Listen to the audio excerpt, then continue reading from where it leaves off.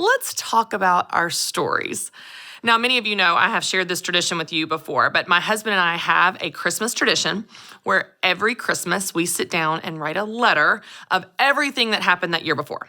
Now, I don't know about you, but I'm not great about journaling. Like ongoing throughout the year, I don't journal on a daily basis, but once a year, I make sure that I sit down and I write out all of the major things that happened that year. And then I write out my prayers and goals and dreams for the next year.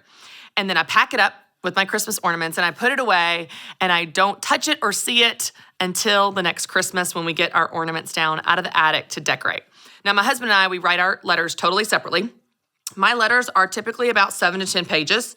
My husband's are 7 to 10 words. If you know us, you know that it's very in line with our personality.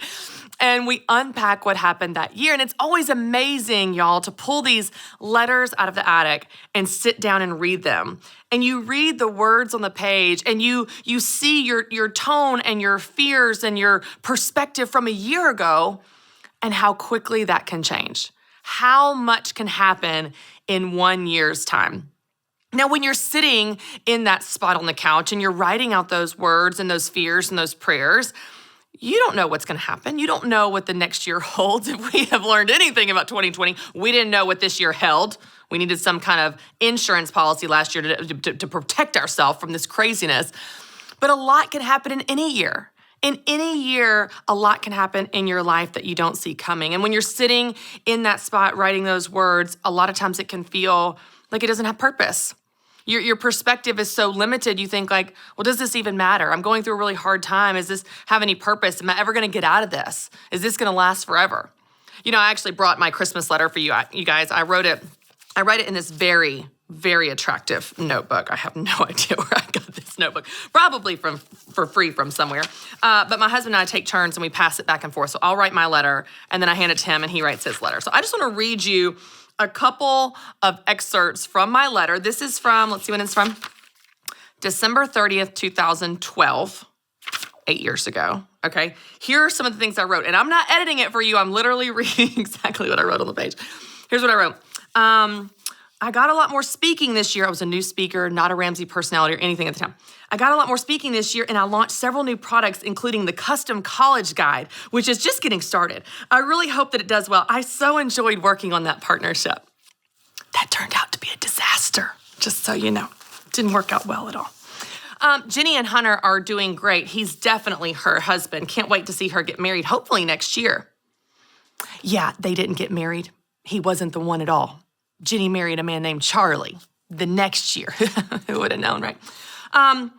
God gave me so many ideas this year, and I feel strongly I need to build a blog and write, but I'm not sure what that looks like. You know, when I read these words from 8 years ago that were so innocent and so naive, it's just almost comical to see what God had in store.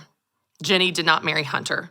And I did end up writing, but not on my own personal blog. It was because God was going to bring me as a part of the Ramsey Solutions team and Ramsey personality. I think back to the products I worked on and how to me at that moment, that was the end all be all. And y'all, that one particular product did terribly and it lasted less than a year. You just never know what God has in store for you. And when you're sitting where you are in this moment and you're looking ahead, you might feel like there are pieces of your story right now. There are pieces of your life or seasons that you're in that feel like they have no purpose and they're just really hard. But what I love is, in the grand scheme of things, in the big picture, in the kingdom of God, God works all things together for your good. Even the hard seasons, even the hard years, even those wilderness seasons where you're like, God has forgotten me, I am lost, I am lonely, or what am I doing? I'm in this job that I hate. I'm working 9 to 5 in a job to collect a paycheck and I don't feel like I'm using my gifts and I don't feel like I'm in my purpose. What am I doing with my life? You feel like Jack Nicholson, is this really as good as it gets? Do you know even those seasons, those moments, those jobs, those relationships, those wilderness journeys, God can use even those for your good. You know, I work with a lot of women through Business Boutique, and some of them are quilters, and I don't know anything about quilting, but I do know that you use little squares and you like sew them together, and then a quilt appears. One of the things I think of when I think about stories, I think of it kind of like this quilt. In any given moment, you are in the middle of a square, and that square might not be the square you would choose. It might not look like what you want it to look like, but God can work all of these squares of our life. He can sew them all together and build this beautiful quilt as he writes our story. And it's so much bigger and so much better than we can see at any given snapshot in time. You know, there's another story that we talk about all the time, and I want to share this with you to encourage you, especially this time of year. We all know the Christmas story, and we talk about this story every Christmas.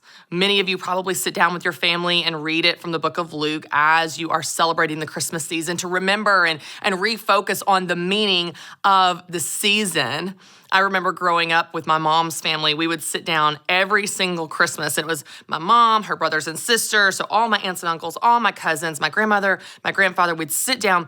But before we could open the presents, my granddad had to read the Christmas story.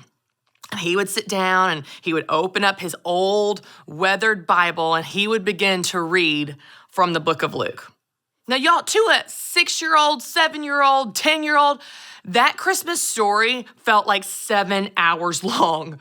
I thought it's probably as long as all of the Psalms put together because seriously, it is the only thing standing between us and those presents under the tree.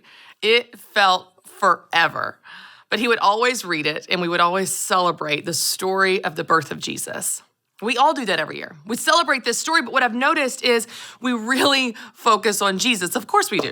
It's the birth of Jesus that we want to celebrate for the Christmas season. But in all of our celebrating and talking about this story and how God came to earth in the form of a baby and the humility and Emmanuel, God with us, sometimes we don't talk about one person that was a key player in this story. We don't talk about one person that was scared and made that whole story possible, and that's Mary. One normal, average girl. One girl that probably at the time didn't see her life turning out like that.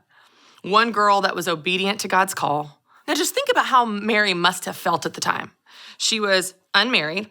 She has heard from God that she is going to give birth to a son. And she's like, how exactly is that going to happen? Because I don't know if you know, but we have, okay. So then she's going to have to explain this to Joseph, like, hey, by the way, I'm going to be pregnant and it's God. That's my baby. So that would be weird now. It was just as weird back then.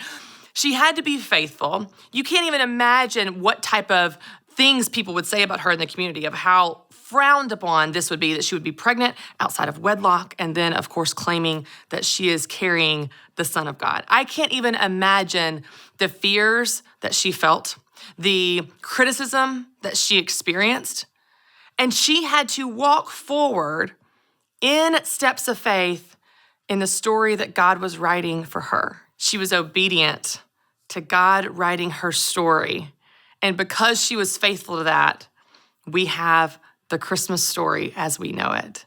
And while you and I are not as awesome as Mary or have that call in our life exactly, I don't want to diminish that the same is true for you when God calls you and leads you and guides you in your own story. It has a purpose that you can't possibly see right now. It has meaning that you can't possibly fathom. There are plans that God has for you that are steps beyond the steps you can just see in front of you. There is purpose in your present. God is doing something in you right now, right where you are. I know that it's very easy to look ahead to next year and dream and wish and hope and set goals, and I want you to. I love looking ahead. I love anticipating what's next, but I don't want you to be so focused on the next that you miss the now, because God is in you right now. God is in your now. He is here.